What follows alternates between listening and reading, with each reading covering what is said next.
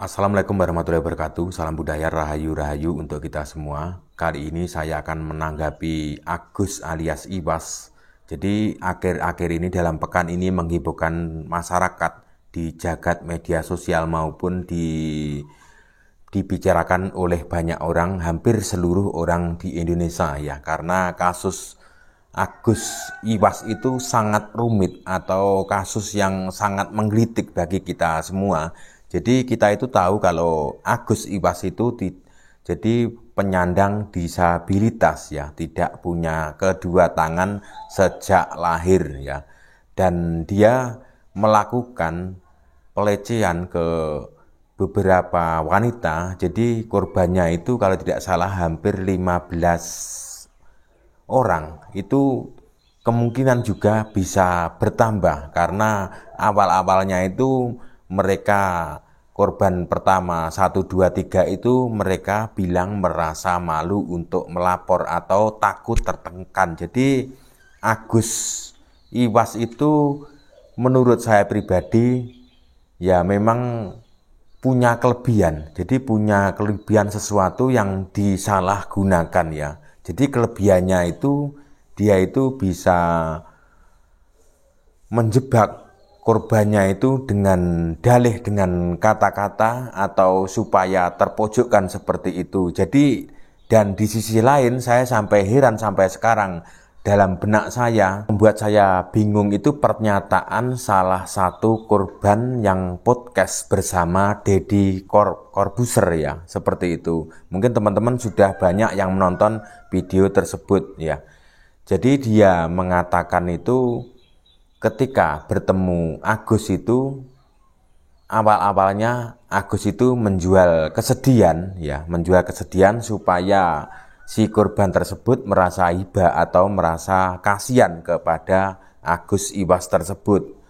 Terus kemudian dia juga pernah mau mengatakan mau bunuh diri, sebut kemudian pindah ke taman lainnya. Dan saya yang heran itu si wanita tersebut juga ikut-ikut aja dengan katanya bilang kasihan seperti itu. Bilang kasihan dan dia juga tidak tahu jalan seperti itu. Kemudian diajak muter-muter sampai akhirnya sampai ke homestay, tempat untuk melakukan rencana tindak asusila tersebut. Dan herannya si wanita itu bilang ke waktu di podcast Deddy Corbuzier mengatakan bahwa si wanita itu tidak tahu jalan. Ya, tidak tahu jalan dan tapi dia juga bisa Sherlock seperti itu. Jadi dia orang yang sudah berpendidikan. Kalau zaman sekarang itu masalah berpendidikan itu orang SD atau tingkat sekolah mulai lulusan SD itu juga bisa mengoperasikan yang namanya HP Android atau setidaknya bisa melihat Google Map seperti itu. Jadi alasan dia tidak tahu jalan pulang ke kos atau ke rumahnya itu menurut saya benar-benar tidak masuk akal ya. Itu menurut saya pribadi, mohon maaf banget, itu tidak masuk akal ya. Dia mengatakan bahwa ketika sesampainya di daerah homestay tersebut, dia mengatakan umpamanya kabur, dia tidak tahu jalan, jadi otomatis dia akan mengikuti si Agus. Jadi sebenarnya ini semua ada apa? Jadi antara Agus dan para korban ini juga ada sesuatu yang tersembunyi. Itu menurut saya, itu ada sesuatu yang tersembunyi. Jadi ini sudah menjadi PR buat kepolisian yang ada di wilayah NTB. Jadi ada sesuatu yang janggal dalam kasus ini ya. Jadi memang benar si Agus itu sekarang itu sudah ditetapkan jadi tersangka. Kemarin juga sudah melakukan reka ulang atau reka adegan di tempat homestay tersebut. Membingungkan atau sangat membanggakan ya seperti itu. Jadi menurut berita-berita yang beredar di media-media itu para korbannya itu mereka juga banyak yang dari kalangan mahasiswa. Setidaknya kalau orang yang sudah sekolah tinggi itu sudah punya pendidikan tinggi seperti itu. Jadi setidaknya orang yang bisa mengoperasikan HP Android itu setidaknya punya wawasan tentang namanya Sherlock. Jadi sebenarnya di wilayah Mataram Lombok itu juga untuk mencari jalan itu juga tidak susah-susah banget, tidak seperti di daerah Jakarta ya. Karena apa? Karena saya juga pernah ada di Lombok. Menurut saya jalan-jalannya itu juga tidak seribet yang ada di Pulau Jawa. Tapi saya ketika nonton salah satu korban waktu podcast di channel YouTube-nya Kang Deddy Corbuzier itu mengatakan dalam ceritanya itu membuat pikiran saya traveling kemana-mana ya. Jadi saya tidak menyalahkan korban dan saya sebenarnya kasihan sama korban tersebut ya. Sebenarnya dalam ceritanya tersebut itu sangat membuat saya bingung, membuat saya penasaran kenapa dia seharusnya ketika dalam cerita awal-awal ketika masuk ke dalam gang kecil, katanya di dalam gang kecil tersebut kemudian sama Agus itu jangan teriak-teriak, nanti kita dikawinin sama warga, seperti itu. Jadi seharusnya waktu itu ketika si Agus Iwas itu sudah turun dari motor, seharusnya kabur kalau sudah tahu mau diajak ke tempat-tempat sepi seperti homestay dan lain-lainnya seperti itu. Seharusnya tinggal kabur, tapi dia mengatakan dia tidak tahu jalan.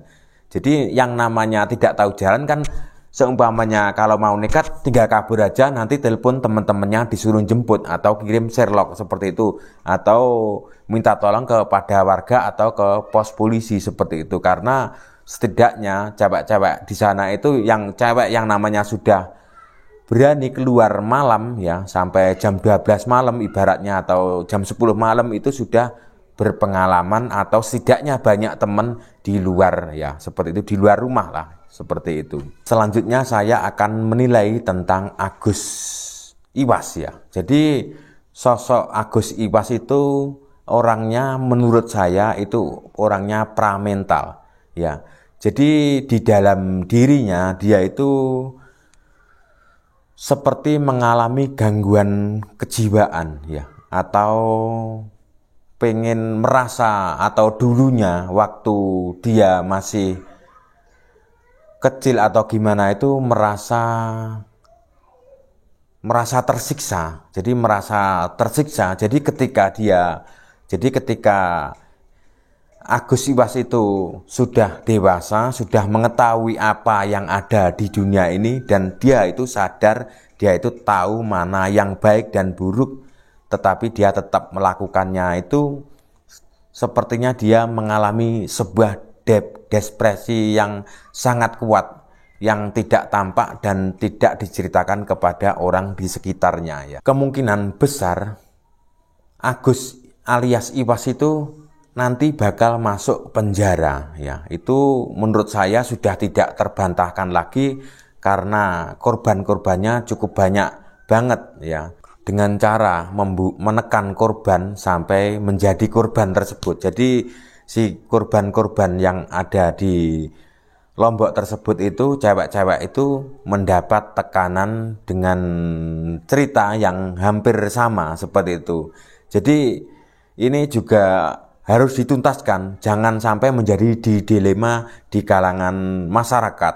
Jadi yang penting lagi cerita atau kisah yang dialami korban yang ada di saudara kita yang ada di NTB tersebut itu, pelaku seperti yang namanya Agus Iwas itu, yang mohon maaf dia mengalami disabilitas sejak kecil, itu bisa melakukan seperti itu, bisa melakukan penekanan untuk melampiaskan hasratnya tersebut supaya untuk tercapai. Dan apalagi orang yang normal, saya tidak membicarakan yang ada di Lombok, khusus di generasi-generasi muda seluruh Indonesia, buat bapak-bapak, buat ibu-ibu itu harus menjaga anak putrinya atau menjaga anak remajanya. Jadi buat yang punya anak-anak remaja, putra maupun putri itu harus dididik, jangan sampai terjerumus atau masuk ke dalam pergaulan bebas. Jadi pergaulan bebas yang ada di Indonesia itu sudah, menurut saya sudah parah. Jadi tidak hanya di desa, tidak hanya di kota, itu hampir rata-rata sama. Jadi cewek-cewek di Indonesia itu kebanyakan itu sering suka keluar malam di atas jam 10 malam ya, atau sekedar nongkrong-nongkrong bersama pasangannya atau bersama teman sewanitanya seperti itu. Dan itu kalau sudah cewek-cewek sudah jam keluar malam itu, anggapan bagi cowok-cowok itu sudah dianggap sebagai cewek malam. Jadi itu fakta sesuai yang ada di kalangan masyarakat. Kejadian yang ada di Indonesia ini berawal dari pergaulan bebas Agus Iwas yang ada di NTB tersebut, itu menimbulkan pro kontra ya. Jadi kasusnya kan kebanyakan remaja yang sudah berpendidikan lah, setidaknya seperti itu ya. Cewek yang ada di Indonesia itu yang anak-anak sekolah ya, kalau sekolahnya keluar kota, kos itu maklum, itu bisa dimaklumi karena jaraknya jauh. Kebanyakan sampai kadang-kadang ada yang kuliah sampai ke luar pulau ya. Kalau deket itu ikut-ikutan kos, itu mungkin pengen pengaruh karena pergaulan kebebasan yang ada zaman sekarang ya. Zaman sekarang itu dunia kebebasan atau pergaulan itu sudah hampir menjadi mayoritas ya, seperti itu di kalangan anak-anak muda zaman sekarang itu. Saya juga banyak sekali menemukan para remaja-remaja tanggung ya, setidaknya seperti anak SMP itu mereka juga jalan-jalan malam sampai jam 2 sampai jam 3. Yang jadi pertanyaan saya itu, kenapa sama orang tua mereka diizinkan seperti itu? Jadi saya tahu mereka itu tidak kos ya, langsung dia berangkat dari rumah. Karena apa? Saya tanya ke cewek dan cowok tersebut ketika ketemu di salah satu kota di Jawa, itu di tempat tongkrongan atau tempat yang agak gelap-gelap gitu ya. Mereka itu sudah masuk ke perangkap yang namanya pergaulan bebas. Jadi ketika saya tanya salah satu cewek itu, apakah di sini kos? Dia mengatakan tidak, dia datang dari rumah. Apakah dia punya kedua orang tua? Dia punya, seperti itu. Jadi saya lihat dari yang motor yang dibawa atau pakaian atau handphonenya itu juga terbilang dari kalangan orang yang berada ya. Jadi mungkin karena sudah dimanja atau sudah diberi kebebasan oleh orang tuanya. Ibaratnya itu zaman sekarang itu anak-anak remaja itu melawan orang tua. Jadi seolah-olah orang tua zaman sekarang itu sudah tidak punya harga diri atau sudah kalah dengan anak-anaknya. Itu sesuai fakta ya. Itu juga banyak yang cerita ketika dia, bapak-bapak dan ibu tersebut bercerita kepada saya bahwa dia susah banget untuk mengontrol anaknya ya. Mengontrol anaknya supaya tidak terjerumus ke pergaulan bebas tersebut. Itu susah banget, susah dikontrol. Mereka juga akan melawan dan akan mengancam seperti kabur dari rumah. Dan itu juga sebuah gertakan ancaman seperti itu dan dimanfaatkan oleh mereka ya. Jadi ketika dia bercerita kepada temannya yang masih lugu, dia menceritakan dia punya kebebasan dengan cerita ancaman-ancaman tersebut, mungkin akan dipraktekkan oleh temannya yang lugu tersebut. Akhirnya berantai, menyebar kemana-mana. Kembali lagi ke Agus Iwas ya. Menanggapi fenomena ini membuat saya juga sampai bingung. Jadi Agus Iwas itu otomatis nanti akan dipenjara. Yang jadi pertanyaan saya itu, apakah Agus ini bisa melepas baju dan celana? Seperti itu. Mungkin di dalam penjara untuk orang yang disabilitas itu mungkin ada penjara khusus ya. Mungkin tidak digabungkan dengan penjara pada umumnya, atau mungkin juga akan digabungkan jadi satu tersebut. Tapi saya tidak bisa membayangkan kasusnya Agus Iwas ini kan seputar tentang seperti itu atau seputar sensitif ya. Jadi apakah nanti juga akan diperlakukan seperti orang-orang normal pada umumnya oleh teman-teman yang sudah masuk duluan seperti itu? Kan sangat mengerikan banget itu kalau Agus Iwas ini benar-benar masuk ke dalam jeruji besi tersebut ya. Jadi di dalam kasus yang dialami para korban dan kasusnya Agus Iwas ini bisa dijadikan pelajaran buat teman-teman generasi muda yang ada di wilayah NTB dan juga di seluruh Indonesia. Jadi buat mbak-mbak semua, mbak-mbak cantik yang ada di Indonesia itu, yang namanya orang punya sifat seperti Agus Iwas itu banyak, ribuan dan bahkan jutaan. Itu ada di sekitar Anda, itu selalu mengintai atau selalu mencari kesempatan seperti itu.